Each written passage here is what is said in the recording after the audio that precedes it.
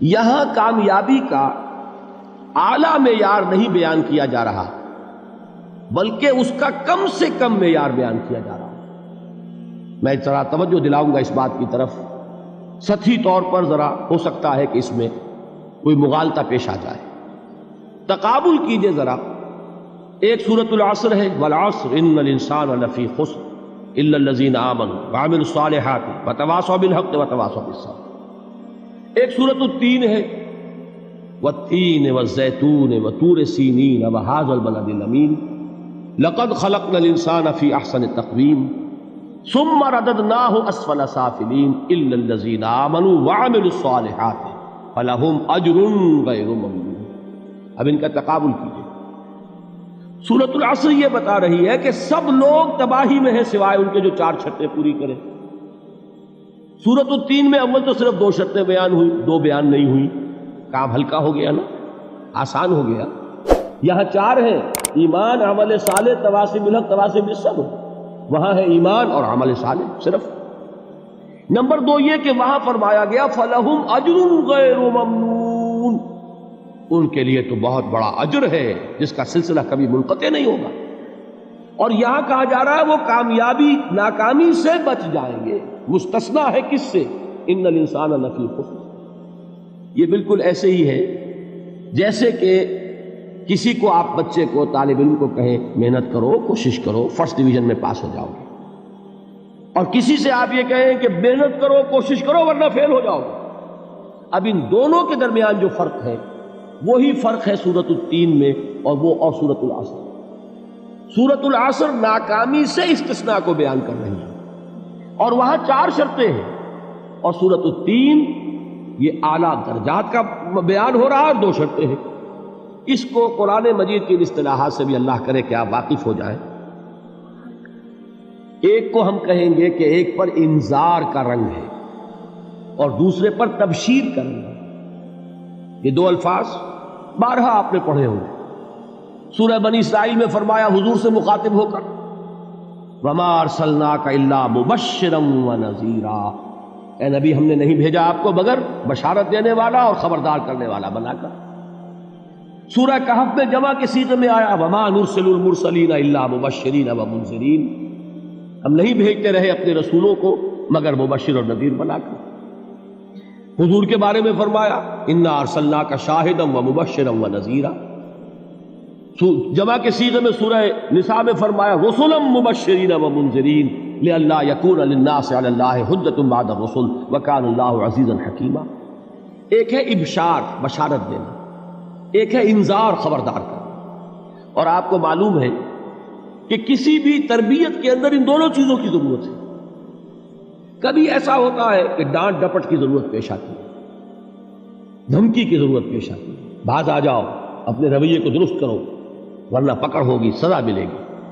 کبھی آپ شاباش دیتے ہیں، ہمت کرو، گھبراؤ نہیں، تمہارے اندر صلاحیت ہے، مایوس نہ ہو، ہمت تمہاری کیوں جواب دے رہی ہے، تم بڑے ذہین ہو، محنت کرو، بڑے اعلیٰ درجات ملیں گے۔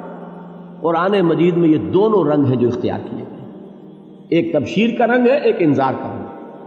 سورۃ العصر میں انذار کا رنگ ہے، خبردار، تمام انسان ہلاکت اور بربادی کا نوالا بننے والے ہیں سوائے ان کے جو 4 شرطیں پوری کریں، الا الذین آمنوا وعملوا الصالحات وتواصوا بالحق وتواصوا بالصبر۔ تو معلوم یہ ہوا کہ یہ کامیابی کے جو منیمم پری ریکویزٹس ہیں، مجھ سے کہا گیا کہ انگریزی کے الفاظ کا فوراً ترجمہ کر دیا کرو، اور میں کر دیتا ہوں۔ اصل میں مغالطہ آپ کو یہ ہوتا ہے میں ترجمہ کہہ کے نہیں کرتا، لیکن اس کے بعد میں فوراً اردو کا مترادف جو ہے وہ لے آتا ہوں۔ لیکن میں یہ اس لیے استعمال کرتا ہوں انگریزی اصطلاحات، جیسا کہ میں نے عرض کیا تھا کہ میرے اصل مخاطب ہیں جدید تعلیم یافتہ لوگ، اور جدید تعلیم یافتہ لوگوں کے کمیونیکیشن جو ہے، ابلاغ، وہ ان انگریزی اصطلاحات کے ذریعے سے زیادہ بہتر اور صحیح تر ہوتا ہے، ورنہ وہ بات سمجھیں گے نہیں۔ اسی لفظ ابلاغ کو وہ نہیں سمجھیں گے اور کمیونیکیشن کو سمجھ لیں گے۔ یہ ہے اصل میں ساری مصیبت کے جو اس وقت ہمارے سامنے ہے، اس لیے یہ الفاظ ہم استعمال کرتے ہیں۔ تو میں یہ کیا عرض کر رہا تھا کہ در حقیقت ان الانسان لفی خسر الا الذین آمنوا وعملوا الصالحات وتواصوا بالحق وتواصوا بالصبر، یہ منیمم پری ریکویزٹس ہیں کم سے کم لوازم ہے نجات کے، ان سے کم تر پر نجات کا کوئی سوال نہیں، اس لیے کہ قسم کھا کر اللہ فرما رہا ہے زمانے کی قسم ہے تمام انسان خسارے میں ہے سوائے ان کے جو 4 شرطیں پوری کریں۔ تو تیسری چیز ذہن میں یہ رکھیے، یہ چاروں شرطیں لازم ہیں، یہ بہت اہم نکتہ ہے۔ ابھی ہم نے کسی لفظ کی گہرائی میں اتر کر نہیں دیکھا ہے، ابھی تو ہم سرسری طور پر تذکر بالقرآن کے مرحلے میں ہیں۔ پہلی بات کیا معلوم ہوئی؟ اس میں کامیابی اور ناکامی کا ایک معیار سامنے آیا، ٹھیک۔ نمبر 2، یہ کامیابی کے کم سے کم شرائط کا بیان ہے، منیمم ریکوائرمنٹس۔ میں نے ایک مرتبہ ایچسن کالج لاہور میں جب تقریر کی سورۃ العصر پر، تو طلباء کے ذہن کی ملازمت کے اعتبار سے کہا کہ بھائی یہ فرسٹ ڈویژن کا بیان نہیں ہے، یہ تھرڈ ڈویژن میں کامیابی کا بیان ہے، اس سے کم تر پر فیلیور ہے، اس لیے کہ فرمایا گیا والعصر ان الانسان لفی خسر الا الذین آمنوا وعملوا الصالحات وتواصوا بالحق وتواصوا بالصبر۔ اسی کو میں نے اس وقت آپ کے سامنے رکھا کہ اس پر انذار کا رنگ ہے، خبردار کرنے کا انداز ہے، زجر کا، ڈانٹ ڈپٹ کا انداز ہے کہ اگر کامیابی چاہتے ہو تو یہ 4 شرطیں پوری کرنی ہیں۔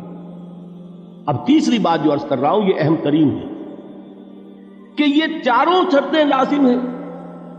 اگر اللہ تعالیٰ نے کامیابی کے لیے 4 شرطیں بیان کی ہوں تو سوچئے کیا مجھے یہ اختیار ہے کہ ان میں سے 1 کم کر دوں، 2 کم کر دوں، 3 کم کر دوں؟